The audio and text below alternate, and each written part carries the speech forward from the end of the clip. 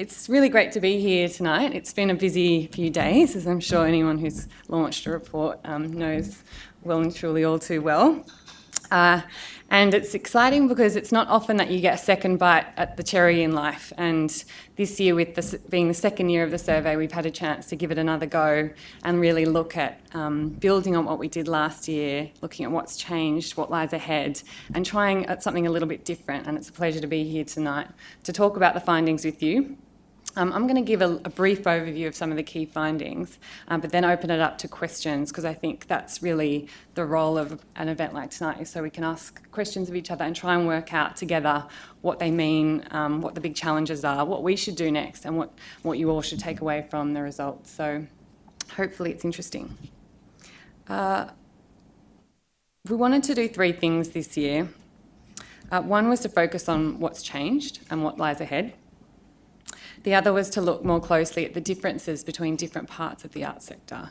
So we talk about the arts and cultural sector as if it's sort of one big group. In fact, it's not. There's differences between organisations, and we can look at it in different ways, looking at different sizes, different art forms, different types. And we produce a series of fact sheets each year which look at different types of arts organisations. So what has changed? We ask respondents about technology in three different ways.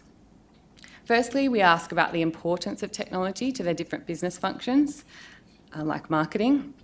We also ask them if they do certain activities, like crowdfunding, and if they're planning to do those activities in the next 12 months. And lastly, we ask about impact. So to what extent is digital technology helping us achieve our core missions?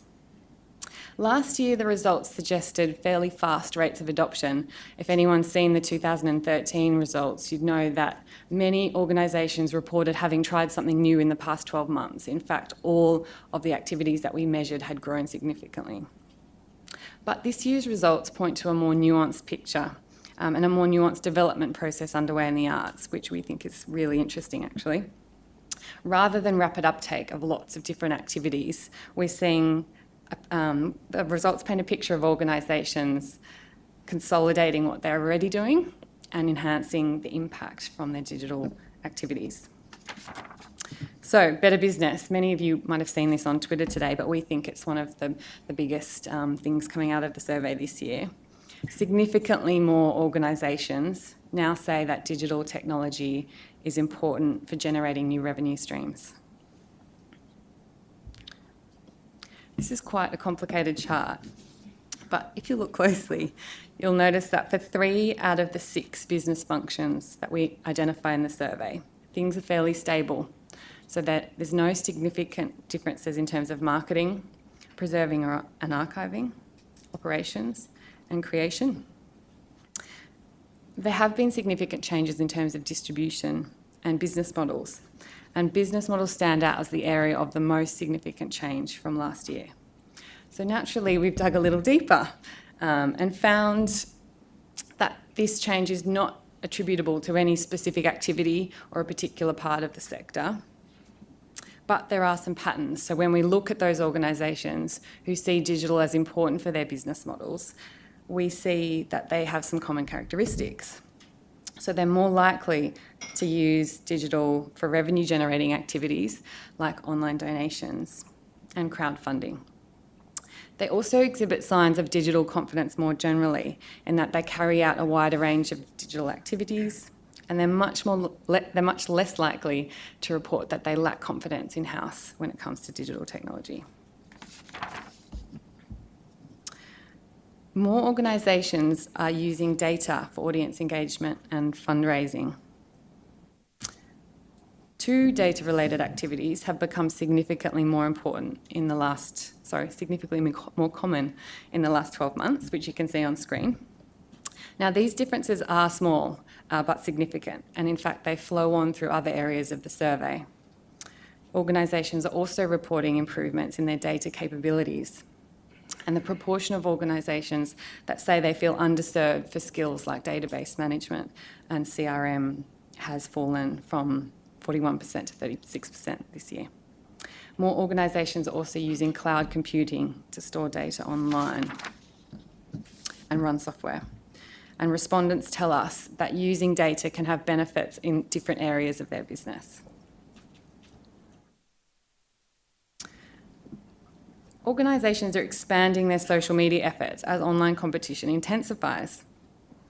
And I've pulled out a chart from the report here, which shows the proportion of organisations who use these platforms who have audiences of over 1,000 users. So for Facebook, we looked at Facebook fans, Twitter, we looked at followers, and websites, we looked at unique visitors. And what we found is that the proportion of organisations who have an audience on these channels of more than 1,000 has grown significantly for Facebook and Twitter. So you can see from 2013 to 14, there's been a big jump. Whereas if you look at website audiences, there hasn't been a significant change. So what we're seeing here is a kind of shift to social, where audiences of arts and cultural organisations on social media are growing, but website audiences are not growing on average at the same rate. We also asked organisations how they're using social media, because we had a feeling that things were changing. And sure enough, we found that organisations are using social media in new and different ways, such as managing audience traffic flow at live events and using social media for creative purposes, such as facilitating direct conversations between artists and audiences. However, whilst the size of organisations' social media networks are growing, qualitative comments and our own investigations suggest that organisations may be working harder to reach those followers. So changes such as Facebook have made to the surfacing of content have changed the impact from the use of social media.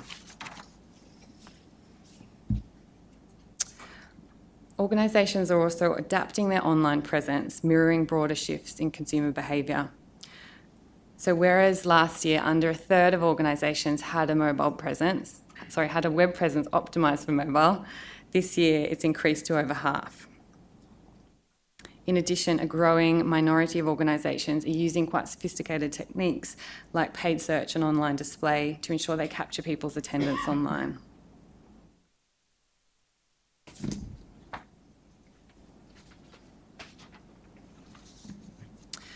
When we start to look at impact, we can now see that 3 in 4 arts and cultural organisations say that technology is having a major positive impact on their ability to fulfil their mission effectively. And that's up from 60% last year. So it's one of the big developments in the study this year. In 7 areas, which you can see on screen, significantly higher numbers are reporting major positive impacts. But you might notice that all of these areas relate to either audience engagement or financial performance. The fastest changing area is donations and fundraising, where 15% of organisations report that digital is having a major impact, up from 10% a year ago.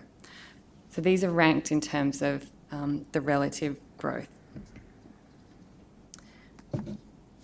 What's more is that the changes in terms of impact are more widespread than the changes in activities or in importance. And what this might suggest is that organisations are becoming more effective in doing their existing functions rather than trying to do new things. We also ask about barriers, and if you've seen the report, you'll know that there hasn't been any change whatsoever in terms of barriers this year. So it's a sign of a really well-designed questionnaire, thanks MTM, but actually the barriers are almost exactly the same as they were last year, which raise a number of questions for us. 70% of arts and cultural organisations cite a lack of funding and time, and over a third feel that they still do not have the in-house skills, IT systems, or the expert advice to meet their digital aspirations. Some of the comments we've heard from respondents also suggest that important opportunities remain, and we've pulled out some of these in the report. But for funders like us, it does raise questions about how we're supporting organisations to overcome barriers like this. 75% of arts and cultural organisations are planning to introduce at least one new activity in the next 12 months. So I think that's a pretty exciting place to be. We've pulled out the top trends. And it's clear if you look closely at these that organisations expect digital technology to continue growing in importance to business models. So the 3 activities most likely to grow in the next 12 months all relate to alternative revenue streams. They are crowdfunding, accepting online donations, and selling products or merchandise online for the first time.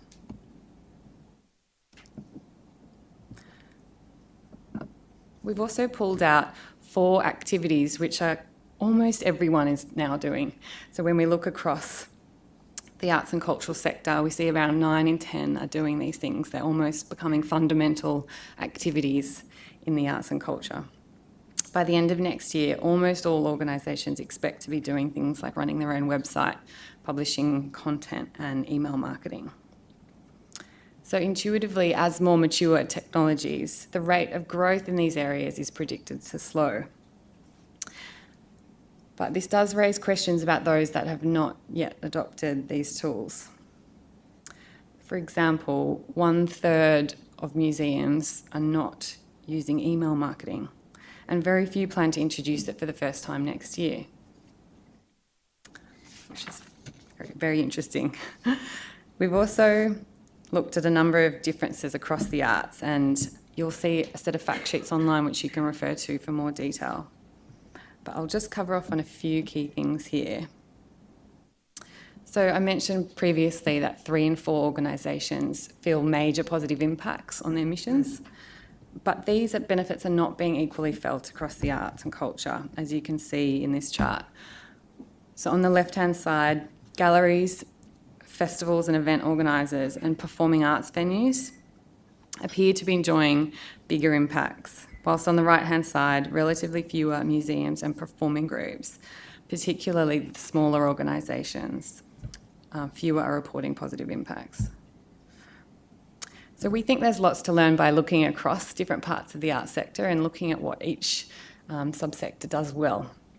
For instance, galleries are really active in social media, particularly on visual platforms like Instagram, but very few are experiencing financial impacts from digital technology. Venues, on the other hand, are adept at selling tickets online, but very few are using technology for creative purposes like programming.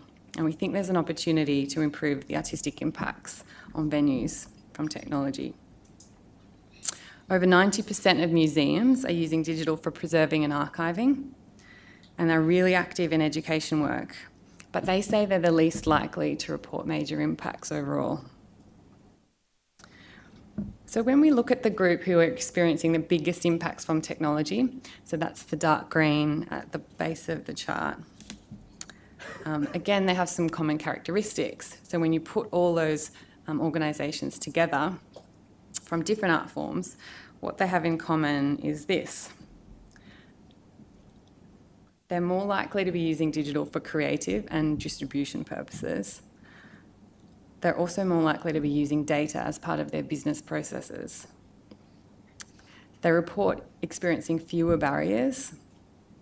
In particular, just 13% say they lack in-house confidence. And finally, they're much more likely to exhibit what we call best practice R&D behaviours, such as employing user-centred design.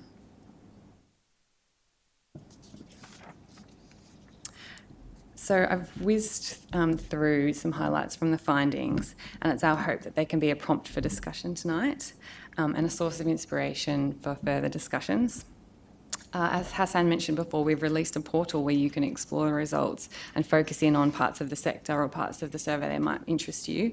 And we really encourage you to do your own analysis and share what you think is going on social media or by email with us. As one respondent has noted, it's really important to think carefully about what technology solution is right for what organisation, what situation and what audience. And we've only just begun to scratch the surface of understanding all the opportunities in this area. But it's our mission to help activate you all to do that.